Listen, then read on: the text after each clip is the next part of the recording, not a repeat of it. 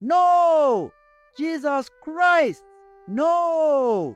The morning sun had barely risen over Umuaya when Mama Ifeoma's screams shattered the village's peaceful dawn.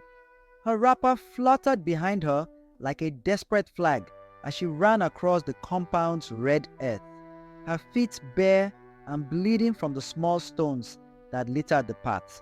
Ahead of her, Chinua, her youngest son, staggered like a man possessed, his school uniform torn and dirty, his eyes glazed with something that struck terror into her heart. Chinua! Chinua! Her voice cracked with desperation. My son, what have they done to you? The question echoed through the compound, bouncing off the zinc roofs and concrete walls that had once represented her family's prosperity. Now they stood as silent witnesses to her family's decline. Neighbors began emerging from their homes, some still wrapping their mourning wrappers around their waists, others clutching cups of unfinished tea. Their whispers formed a subtle backdrop to the unfolding drama. See how the mighty have fallen, some murmured. Is this not Mama Ifeoma's last born? The one who was going to study medicine like his brother? From the shadow of the veranda emerged Mama Adanma, her presence as familiar in the compound as the mango tree that had stood there for generations.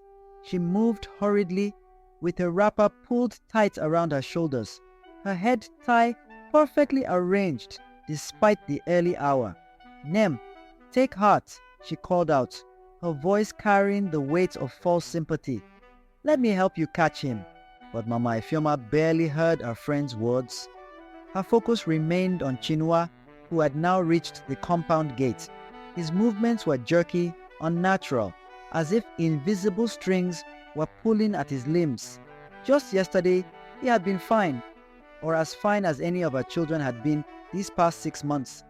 He had eaten his dinner, done his homework, and gone to bed like any other night. But this morning, she had found his room in chaos, his books torn to shreds, and strange markings drawn on his walls with what looked like chalk and palm oil. The crowd at the gate parted as Chinua burst through, some making the sign of the cross, others spitting on the ground to ward off whatever evil had possessed the boy. Mama Ifeoma followed, her legs giving way beneath her, just as she reached the gate. She fell to her knees in the dirt, her wrapper soaking up the morning dew, her voice now reduced to a broken whisper. First Chijioke, then Olayinka, now this. The words emerged between heaving sobs. The devil is a liar, Mama Adanma declared loudly, helping Mama Ifeoma to her feet. We will go to church now and pray. Pastor's wife said we should come early today for special prayers. Her hands steady and strong guided her friend back toward the house. Inside the compound, the evidence of former glory still lingered. The walls, painted a proud cream color just 6 months ago for Dr. Chijioke's return, now showed signs of neglect. The flower beds, once Mama Ifeoma's pride, lay withered and untended.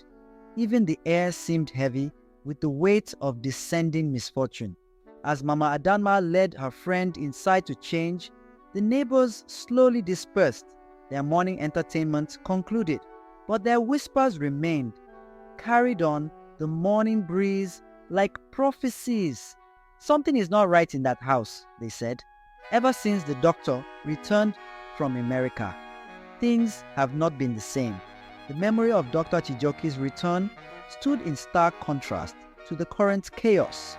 Like a bright star against an increasingly dark sky, it had been a Thursday afternoon 6 months ago when the hired car had pulled into the village, its polished black surface reflecting the hopes and dreams of an entire community.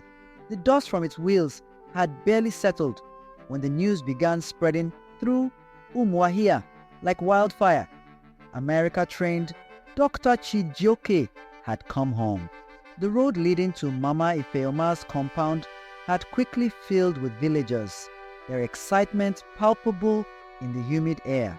Children ran alongside the car, their school uniforms forgotten in the excitement of seeing a real American returnee. Women emerged from their compounds, adjusting their wrappers and headtees, eager to be among the first to welcome the pride of their village. Chijioke had stepped out of the car with the confidence of a man who had conquered foreign lands. His suit, charcoal gray and perfectly pressed despite the long journey, spoke of prosperity and success. His shoes gleamed under the afternoon sun, and his smile carried the brightness of opportunities fulfilled. Around his wrist, a gold watch caught the light, its face turned inward in what some would later call a sign of his impending downfall. "Mama! Mama!" he had called out, his arms spread wide as Mama Ifeoma emerged from the house. Her joy had been complete in that moment, untainted by any shadow of what was to come. She had run to him, her wrapper coming loose in her haste, her voice lifted in songs of praise that would soon turn to wails of anguish. "My son! The doctor!" she had proclaimed, her hands running over his face as if to confirm his reality. "Look at what God has done for me. Is this not the same boy who used to fetch water from the stream? Now he heals people in America." The compound had quickly filled with well-wishers, each bringing gifts and prayers. Mama Adanma busied herself with the celebration preparations. Chijioke coming home was like her own son coming home. "Mama Ifeoma, I don't want you to worry yourself about nothing. Let us thank God for His mercies and blessings. You have been my rock all these years. It is your time to shine," Mama Adanma said to Mama Ifeoma. As the afternoon wore on, Dr. Chijioke had regaled the gathering with tales of his life abroad. He spoke of hospitals with machines that could see inside the human body, of surgeries performed with tools so precise they could stitch together the smallest blood vessels. His audience had listened in rapt attention, their faces glowing with reflected glory. Here was proof that their village could produce greatness. "And I have not forgotten home," he had announced, producing envelopes filled with dollars for various village development projects. "We must give back to the community that raised us." The elders had nodded in approval, passing around his business cards like precious gems. Each card bore his name in gold letters: Dr. Chijioke Namdi, specialist surgeon. Throughout the impromptu celebration, Mama Ifeoma's compound had buzzed with activity. Women clustered in groups, discussing how their own children might follow in Dr. Chijioke's footsteps. Men debated the best schools abroad, their voices carrying the weight of newfound possibilities. Even the house itself seemed to stand taller, its walls freshly painted for the occasion, its windows gleaming with promise. As the sun set on that triumphant day, no one could have predicted how quickly triumph would turn to tragedy. The drinks had flowed, the music had played, and the entire village had danced in celebration of their returned son. Even the pastor had come to offer special prayers of thanksgiving, his words of blessing mixing with the evening breeze that carried them heavenward. But in the shadows of that celebration, other forces were at work, as Mama Ifeoma had stood in her compound that evening, watching her son chat with old friends and accept congratulations from villagers.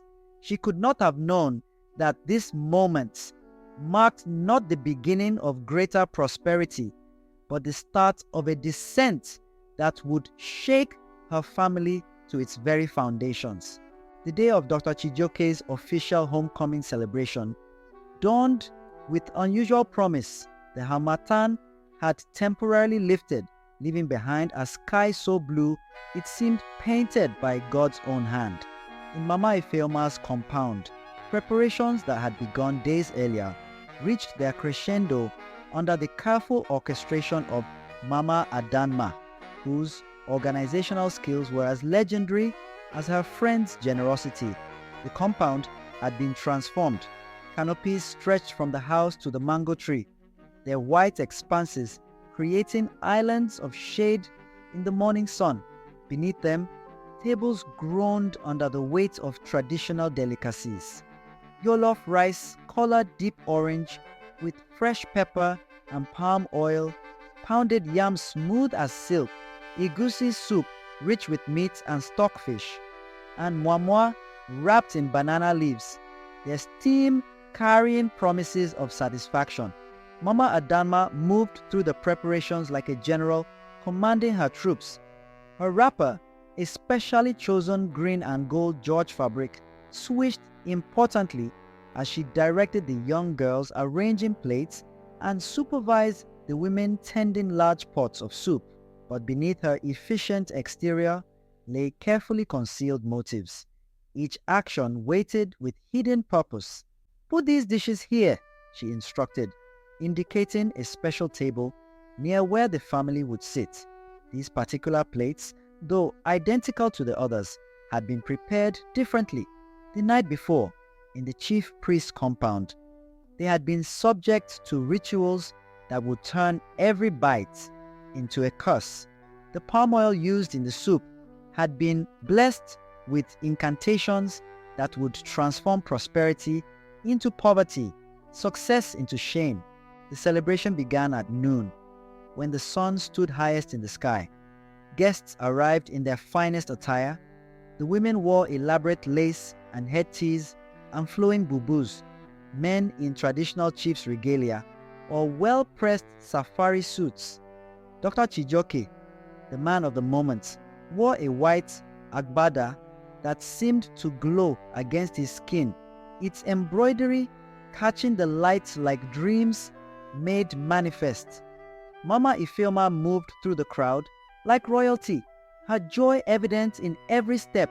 Her wrapper, a purple and gold combination that had cost more than some people's monthly salary, spoke of wealth worn with dignity. "Come and eat," she called to everyone. "Today we celebrate God's goodness." The musicians positioned under the mango tree filled the air with high life music that made even the eldest in the village move their feet. The talking drums spoke ancient rhythms of celebration, their messages carrying far beyond the compound walls. The air was filled with laughter and joy. As the celebration reached its peak, Mama Adanma, the master ceremony, wanted to present her gift. "My sister," she announced, her voice carrying across the suddenly quiet gathering. "You have been like family to me. These gifts come from my heart to you, my son Chijioke." The presents were beautiful. Wrapper materials of the finest quality, imported perfumes, a golden wristwatch for Dr. Chijioke. "God will bless you," Mama Ifeoma had responded. The feast continued into the evening, when kerosene lamps and electric bulbs created pools of light under the canopies. The palm wine flowed freely, its slightly bitter taste masked by the sweetness of success. Even the pastor came to offer a special blessing, though he frowned slightly at the mixing of Christian prayers with traditional palm wine libations. As night fell and the celebration began to wind down, the air was thick with more than just the lingering aroma of party food and palm wine. Unseen currents of malice wound their way through the compound, settling into corners and crevices like deadly spores waiting to bloom. The talking drums' rhythms took on an almost mournful quality, as if they alone understood the true nature of what had been set in motion that day.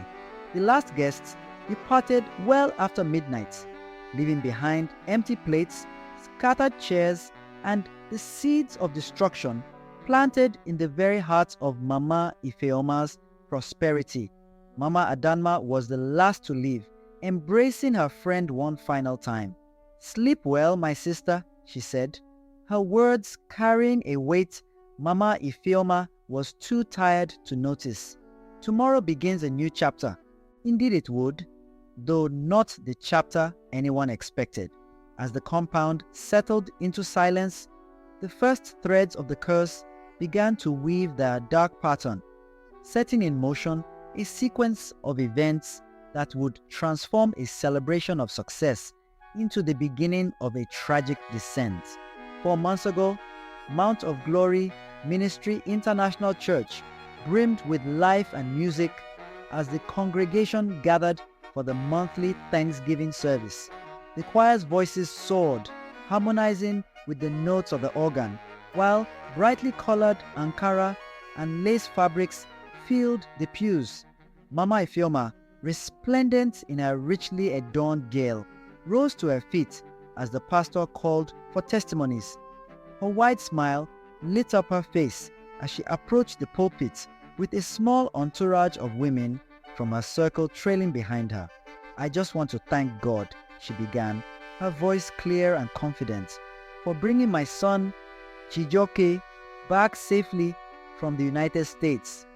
Not only did he graduate as a doctor, but he did it with honors. This is nothing but the Lord's doing." The congregation erupted into applause, and from her seat, Mama Adanma rose to her feet, clapping enthusiastically. "Glory, God is good," she shouted, her voice ringing loud and clear above the rest. Her excitement seemed genuine, and many turned to look at her approvingly. Mama Ifeoma smiled brightly in her direction, nodding in gratitude for the support, before stepping down and handing an envelope plump with cash to the pastor. The gesture wasn't new. Every month, Mama Ifeoma gave generously during Thanksgiving. 1 month, she celebrated her eldest grandchild's healthy birth. The next, it was her youngest child passing final exams. Her offerings were a constant reminder of her gratitude for what she saw as God's abundant blessings on her family. As the service ended and Mama Ifeoma and Mama Adanma walked out together, the murmurs among the congregation grew louder. A group of women standing near the church entrance leaned toward one another, their voices low but their words sharp. "Does she think she's the only one God has blessed?" One woman muttered bitterly. "It's always her. Her children graduating, getting married, having babies. Is she the only one God remembers?" Another added, "And now her son is a doctor? It's always something new. Some of us have blessings too, but we don't come here to boast about it." Mama Adanma stopped in her tracks and turned to face the women, her expression stern but composed. "Sisters, have you forgotten Proverbs 31:31? She said, her voice calm but firm. "Honor her for all that her hands have done, and let her works bring her praise at the city gate." Ifeoma is simply sharing the blessings of God. Shouldn't we celebrate with her instead of tearing her down? The women fell silent, their faces turning sheepish as Mama Adanma's rebuke sank in. Ifeoma squeezed Mama Adanma's arm gently and whispered, "Thank you, my sister." Mama Adanma smiled warmly, quoting another verse as they walked away. Psalm 37:4, my dear. "Take delight in the Lord, and He will give you the desires of your heart." Mama Ifeoma, God has truly favored you, and we thank Him for it. Mama Adanma continued walking arm in arm with Mama Ifeoma. "Ne, your testimony today was wonderful. Don't mind the busybodies," she said, looping her arm around Ifeoma's with a wide smile. "God has truly blessed you, double. "Thank you, my sister," Mama Ifeoma replied warmly. "You know it's all God's doing. I just give back what I can." As they strolled toward the church gates, Mama Adanma added, "Ne, let's plan to meet this week for some pepper soup. It's been too long since we sat down to talk properly." "You're right," Mama Ifeoma agreed, her heart lightened by her friend's support. "Let's do it soon." Last week had been no different. Adanma had arrived at Ifeoma's house late in the evening, clutching a frayed bag and wearing an expression of exhaustion. Ifeoma, seated on her veranda and sipping tea, immediately rose to meet her friend. "Adanma, Nine, is everything all right?" Ifeoma asked, concern creasing her brow. Adanma sighed, her shoulders slumping. "Sister Ifeoma, it's the children again. They were sent home from school today because of unpaid fees. I've tried everything, but I don't know what else to do. You're the only one I can turn to." If she felt embarrassed asking for help, Adanma didn't show it. Though her voice quavered slightly, Ifeoma's expression softened, and she reached out to hold Adanma's hands. "Don't worry yourself, my sister," Ifeoma said warmly. "Sit down. Let me make some calls." Adanma watched as Ifeoma disappeared into the house, her voice soon carrying through the open windows as she spoke to one of her children. Within minutes, Ifeoma returned, holding a small envelope. "It's settled," she said, handing Adanma the envelope. "This should cover the fees and anything else you might need for them. Don't worry about paying me back. God has blessed me, so I can bless others." Tears welled in Adanma's eyes as she accepted the money. "Thank you, Ifeoma," she murmured, her voice thick with emotion. "I don't know what I would do without you. We've been through too much together for me to leave you to struggle," Ifeoma said, patting Adanma's hand. "God will continue to provide for all of us." The friendship between Mama Ifeoma and Mama Adanma had always been close, forged through years of shared laughter, tears, and struggles. They were as inseparable as sisters, a bond built on mutual support and understanding. When Adanma's husband fell ill many years ago, Ifeoma had been the first to arrive at her doorstep with food, prayers, and money for hospital bills.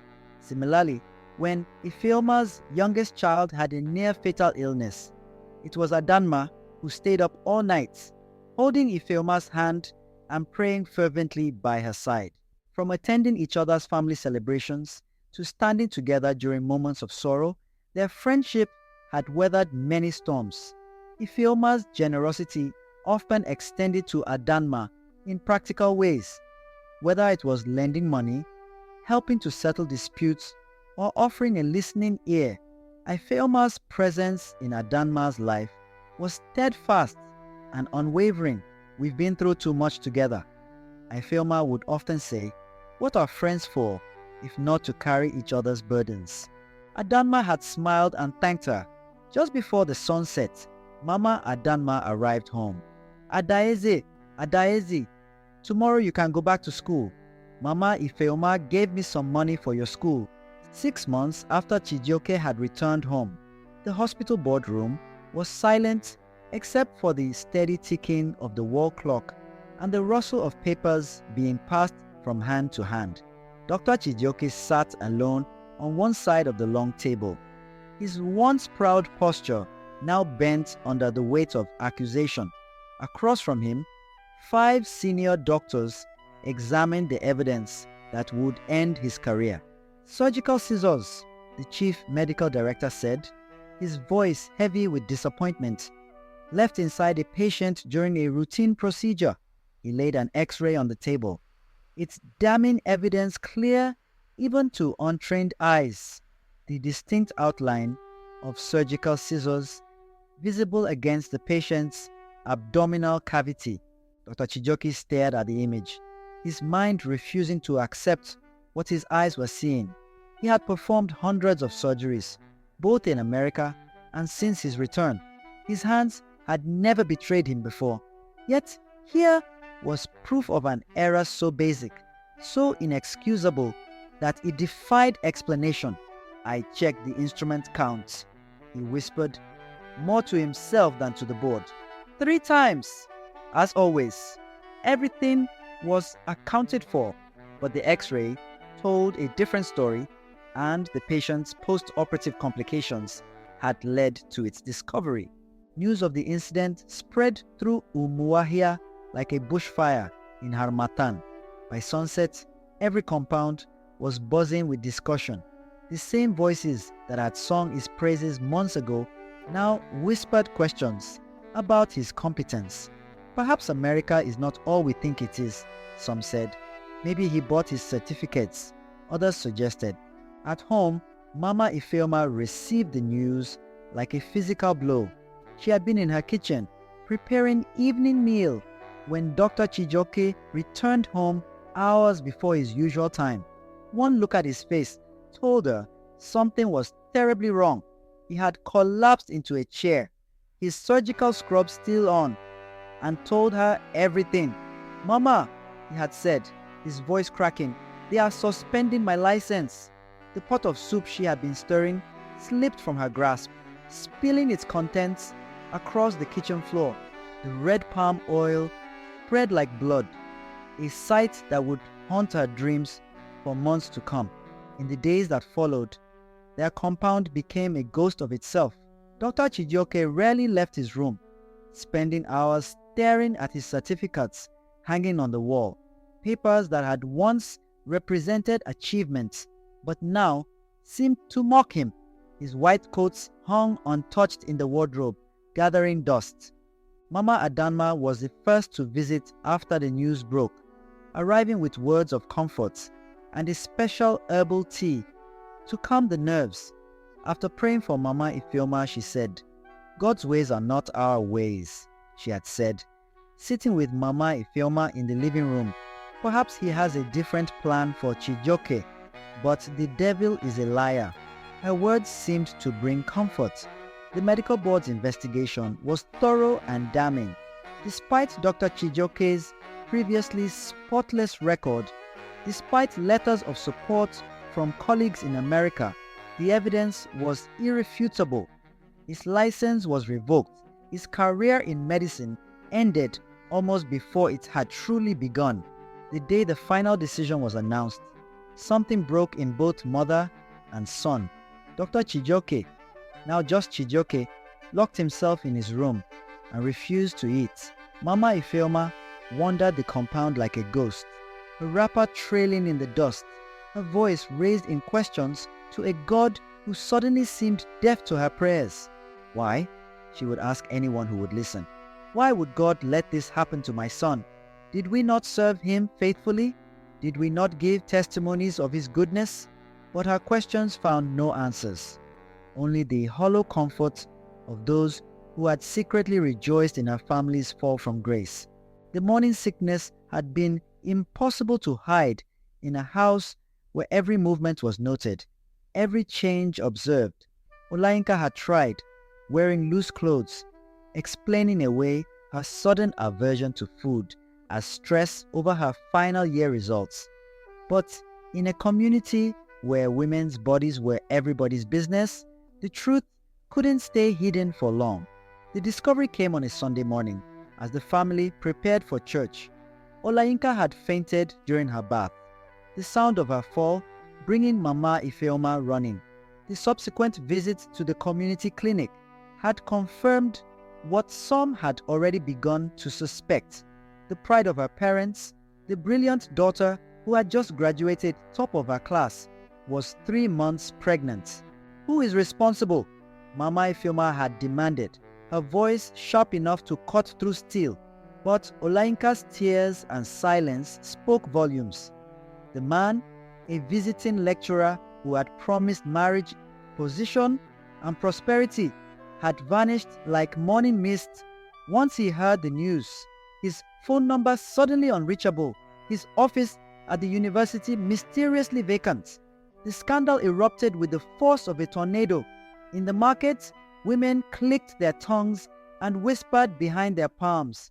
At church, the prayer warriors who had once pointed to Olayinka as an example to their daughters now used her as a cautionary tale. "See what education without moral foundation brings," they said, conveniently forgetting their previous praise. When Mama Adanma heard of the pregnancy, she was the first to come. She also brought herbs to help with the morning sickness. "Olayinka, you are not the first to become pregnant. God will see you through shame. Your mother and I will be with you all throughout. You are not alone in this.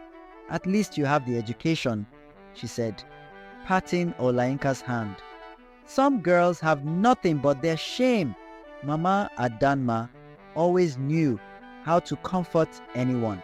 The final blow came when the university withdrew Olayinka's admission for her master's program. The letter arrived on a Tuesday, its formal language barely concealing the moral judgments behind the decision. That night, Olayinka packed a small bag and slipped away to Lagos, leaving only a note that said she couldn't bear to bring more shame to the family. Mama Ifeoma found the note at dawn, her cries of anguish bringing neighbors running to the compound. But by then, Olayinka was already on a bus heading south, her future as uncertain as the early morning fog that shrouded the village she was leaving behind. In her absence, the compound grew quieter, the silence broken only by Mama Ifeoma's occasional sobs and the whispers of visitors who came more to observe the family's disgrace than to offer genuine comfort. The room Olayinka had left behind became a shrine of sorts, her certificates still hanging on the walls, her books neatly arranged on shelves, everything waiting for a return that seemed increasingly unlikely. The pregnancy, like the surgical scissors in her brother's case, became a symbol of divine disfavor in the village's collective mind. People who had once sought Mama Ifeoma's prayers now crossed to the other side of the road when they saw her coming. The same tongues that had praised her parenting skills now questioned every decision she had ever made. Only Mama Adanma stood firmly by her friend's side. She visited, prayed and fasted with Mama Ifeoma. If it wasn't for Mama Adanma, Mama Ifeoma would have never made it alive. Mama Adanma organized prayer sessions whilst also making sure that Mama Ifeoma was eating and taking baths. Mama Ifeoma was sinking fast into the depth of depression. The changes in the younger children came gradually, like evening shadows lengthening across a compound. Obinna, once a promising student who had dreamed of following his brother into medicine, began skipping classes. His school uniform, previously worn with pride, now often bore the telltale red dust of the village square where he spent his days with others who had lost their way. Chinua, the last born who had once been the family's joy, underwent an even more disturbing transformation. His eyes, once bright with mischief and intelligence, grew dull and distant. Strange marks appeared on his arms. Some said they were signs of drug use. Others whispered about darker influences. The boy who had led the church youth choir now flinched at the sound of hymns. Mama Ifeoma watched helplessly as her carefully built world crumbled piece by piece. The compound that had once buzzed with the energy of success and achievement became a place of shadows and whispers. Even the flowers in her garden withered, despite the faithful watering she gave them each morning. Your children need deliverance, the church women would say after service, their voices heavy with judgment rather than concern. This is not ordinary. They were right about one thing. Nothing about the family's descent was ordinary. The breaking point came during the annual school competition. Obinna, who had been selected to represent his school in mathematics, despite his recent troubles, stood before the audience and couldn't remember even the simplest equations. He stood there, sweating and stammering, while the audience watched in embarrassed silence.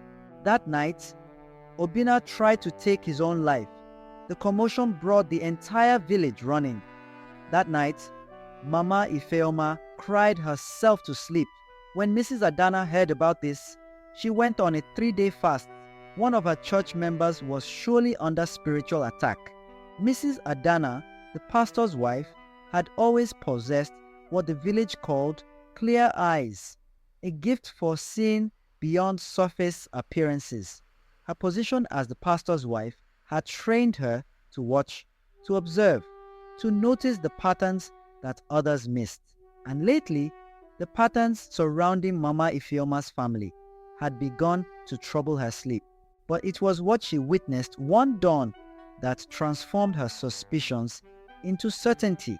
Unable to sleep, she had gone to the church to pray, taking the path that led past the chief priest's compound. There, in the grey light of approaching dawn, she had seen a woman's shadow emerging from the forbidden place, her wrapper bulging with hidden objects. The shadow had disappeared before she could identify who it was. The following Sunday, after the second service, Mrs. Adana called Mama Ifeoma to her office. She sat her down and said, "Something is not right in your household," Mrs. Adana began, her voice careful but firm. "These troubles, they have a pattern, and I suspect not everyone who calls you sister wishes you well." She spoke in parables, as was the custom, but her meaning was clear.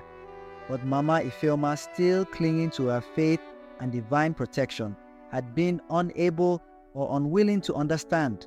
"God is testing us," she replied, her voice hollow with rehearsed conviction. "Like Job in the Bible, we will survive this. Not all tests come from God," Mrs. Adana had responded, but she could see her words falling on closed ears. How could she explain what she had not seen? Just that her spirit was not settled. Something wasn't right, but she just couldn't tell who, what, when. After that conversation, Mrs. Adana began her own quiet investigation, but gathering evidence against someone spiritual and skilled in covering their tracks proved difficult. The money flowed out of Mama Ifeoma's accounts like water through a broken pot. First went the savings for Obina and Chinua's university education, spent on lawyers trying to appeal Chijioke's medical license revocation. Then the family's emergency funds evaporated into psychiatric consultations, rehabilitation programs, and endless medical tests, trying to explain the boy's strange behavior. The beautiful compound, once a testament to prosperity, began to show signs of neglect. Paint peeled from the walls, pipes leaked without repair, and the generator that had once announced their status now sat silent, its fuel tank empty. Even the satellite dish, which had brought American shows into their home, hung askew, gathering dust. Mama Ifeoma sold her gold jewelry piece by piece, starting with the elaborate set her husband had bought her on their 20th anniversary. Each sale felt like trading away a memory, but desperate times called for desperate measures. The market women who bought these treasures at fraction of their worth clicked their tongues in false sympathy while counting out 1 naira notes. The final blow came when the bank letter arrived, announcing the imminent repossession of their house. The loan that had seemed so manageable in better days now loomed like a mountain, its interest growing while their resources dwindled. Mama Ifeoma sat in her increasingly empty living room, the letter trembling in her hands, while Mama Adanma offered comfort. "God will make a way," Mama Adanma said. As darkness fell that evening, Mama Ifeoma looked around at what remained of her once prosperous household. The empty spaces where furniture had been sold stood like accusations. In the kitchen, half the pots had gone to pay for Olainka's care in Lagos. Even the family photos on the walls seemed faded, as if the joy they captured was being slowly leached away. The Harvest Festival had always been a time of celebration in Umuahia, when families displayed their prosperity through elaborate outfits and generous contributions to the church. This year, Mama Ifeoma's appearance at the festival marked a turning point that could no longer be ignored. She arrived late to the church service, something that had never happened in her 20 years of membership. Her wrapper, once the envy of other women, was faded and improperly tied. Her feet wore mismatched shoes, one black, one brown, and her hair stood in uncombed patches like a field after a careless harvest. The congregation's collective intake of breath could be heard over the choir singing. Children who had once run to greet her now hid behind their mothers' wrappers. The ushers, uncertain of protocol in this situation, hesitated before leading her to her usual seat in the front row. "Has she been drinking?" someone whispered. But those who looked closer saw something more disturbing than inebriation in her eyes. It was the look of someone who had walked too long with grief, who had stared too deeply into an abyss of inexplicable misfortune. During the Thanksgiving procession, she walked to the altar with shaking steps, clutching a crumpled 50 naira note, all that remained of her once substantial offering. As she danced back to her seat, her movements jerky and desperate, tears streamed down her face, while her lips moved in what appeared to be conversation with unseen persons. "My children," she muttered, loud enough for those nearby to hear. "Where are my children? Why has God forsaken us?" Her words carried through the church's humid air, drowning out the pastor's prayers. The breaking point came during the sermon. When the pastor spoke about Joseph's brothers and their envy, Mama Ifeoma suddenly stood, her voice rising in a wail that seemed to carry all the grief of the past months. Mrs. Adana and the pastor, her husband, began to pray for Mama Ifeoma. They could feel her pain and anguish. The church elders surrounded her and began to pray. Noon realized that the church doors had been locked, locking everyone inside. The pastor started to prophesy on Mama Ifeoma. "I see a woman visiting the chief priest in the night. The woman is carrying something in the wrapper." The pastor's voice was deep and husky in between the tongues. By now, the Sunday service had stretched into its third hour, heavy with the weight of spiritual warfare. The church's ceiling fans whirred uselessly against the pressing heat as Mama Ifeoma knelt at the altar, surrounded by deacons in their white garments. Her tears had soaked the first 3 rows of the church's prayer cloths spread before the altar. "Father God, expose every hidden thing." The pastor's voice thundered through the church, his prayer in tongues rising and falling like waves. Every marine spirit, every household enemy, every familiar spirit must be exposed today. The congregation swayed in rhythm with his declarations, their amen and fire, responses shaking the windows. Mrs. Adana, the pastor's wife, stood watchful near Mama Adanma, who had been unusually quiet since the service began. "Something is moving in the spirit," the pastor declared, suddenly turning from the altar. His white garment swirled as he moved through the congregation, stopping abruptly before Mama Adanma. He laid his hand on her head, and it was as if a dam broke. "I am the one!" Mama Adanma's wail cut through the prayers like a knife. "I am the one who has been destroying her." She fell to her knees, her wrapper coming loose, her voice carrying years of hidden malice and shame.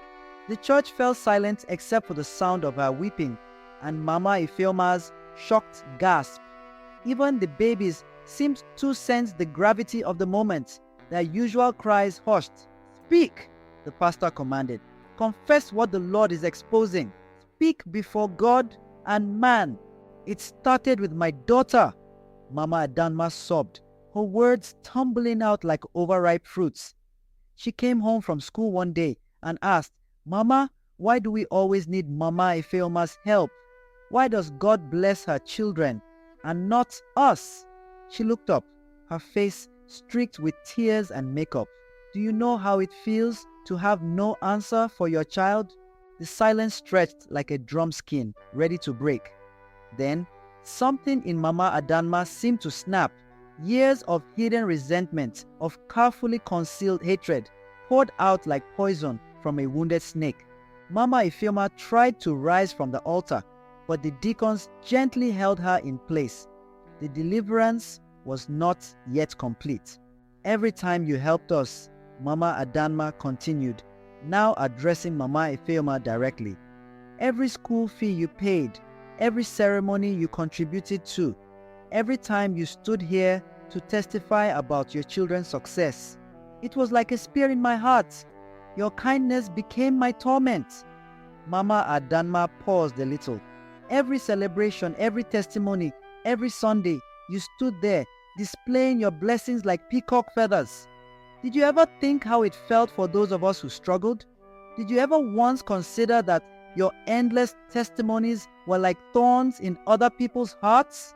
She described her first visit to the chief priest, how she had taken the very money Mama Ifeoma had given her to buy groceries and used it instead to purchase charms. He said using your own blessing money would make the curses stronger, she confessed, her body shaking. The palm wine at Chijioke's celebration, the gifts I brought, even the prayers I prayed with you, all of them were weapons. Mama Ifeoma stared at her friend of 20 years, understanding finally dawning in her tear-swollen eyes. The money I gave you, you used it for this? Your own kindness became your curse. Mama Adanma laughed, a sound empty of joy. Every naira you gave me bought another charm, another curse. The chief priest said it would be more powerful that way, using the very money meant for blessing to purchase destruction. But why? Mama Ifeoma whispered. Were we not sisters? Did I not share everything I had with you? That was the problem, Mama Adanma shouted. Your sharing, your giving, your endless generosity, it all came from a place of pride. Look how God has blessed me. See how I can help others. Did you ever stop to think how your help humiliated those who received it? That day when you gave me the money for school fees, something broke inside me. My own child mocked me. Mama Ifeoma, Adaeze said, I had no shame, always taking from you. She said, God didn't favor me the way he favored you. Adanma's voice had cracked as she recounted her visit to the chief priest. I was desperate, Ifeoma. I believed him when he said you were taking my blessings, that your success was tied to my suffering. I thought the golden gourd would finally set me free. Ifeoma pressed her hands against her temples, tears streaming down her cheeks. How had she missed the signs? Was her generosity too much? Had she made Adanma feel less than a sister, less than a woman? The pastor moved between the two women, his voice stern but compassionate. Had you not seen the signs, Mama Ifeoma? Did the Spirit not warn you? Now it was Mama Ifeoma's turn to wail as realization dawned. The strange dream she'd been having of a familiar hand offering her food, the way her children's problems always seemed to worsen after Mama Adanma's visits. The curious timing of each disaster, striking just after moments of shared celebration. Her heart clenched. She had always meant well, but now she questioned whether her testimonies in church had unintentionally driven her friend to jealousy. For the first time, Ifeoma understood the weight of Adanma's pain, the bitter seed that had taken roots and festered. The chief priest said, your testimonies were your weakness. Mama Adanma continued, now speaking in the empty tone of one beyond shame. He said your pride in God's blessings opened the door for attack. Every Sunday, you would stand and testify, not knowing that each word was another strand in the web of curses around your family.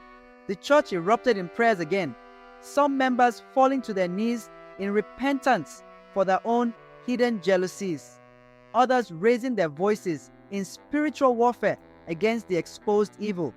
Through it all, the two women remained fixed in their positions. Mama Ifeoma at the altar, Mama Adanma on her knees in the aisle.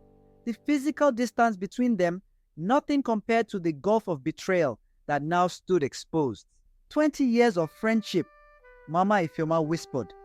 But even in her pain, something like understanding flickered across her face. Had her testimonies really been pure gratitude to God? Or had there been pride mixed with her praise? Had her generosity carried hidden thorns of superiority? The pastor raised his hands for silence. Today, God has exposed both pride and envy, he declared. There are two sides of the same cursed coin. One speaks too loudly of blessings and gives without humility. The other listens with a poisoned heart and receives without gratitude. Both destroy the heart. Outside, a sudden burst of rain began to fall, as if heaven itself was weeping over the broken friendship. The sound mingled with the sobs of both women, one undone by the exposure of her wickedness, the other by the revelation of her own unwitting role in their shared tragedy. Days after the events at the church, Mama Ifeoma sat on her veranda, staring into the fading sunlight.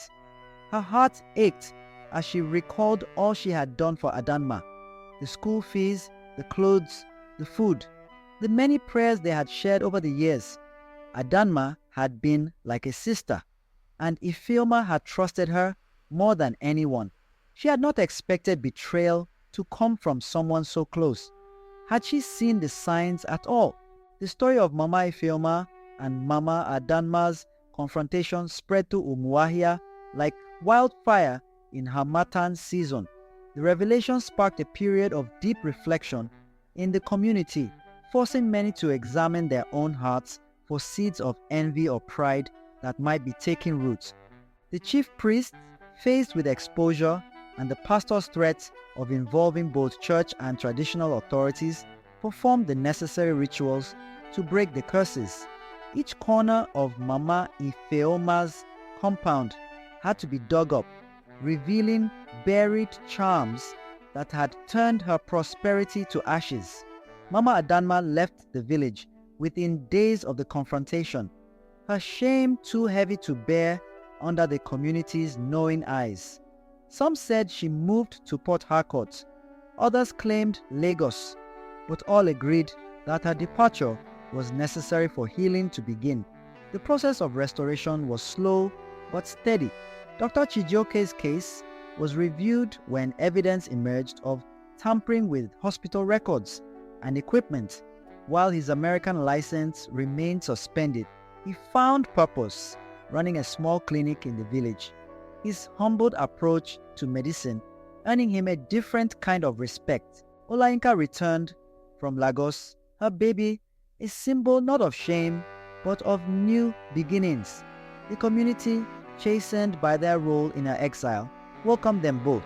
She started a tutorial center for young students, turning her academic excellence into a blessing for others, this time without the fanfare that had once accompanied her achievements.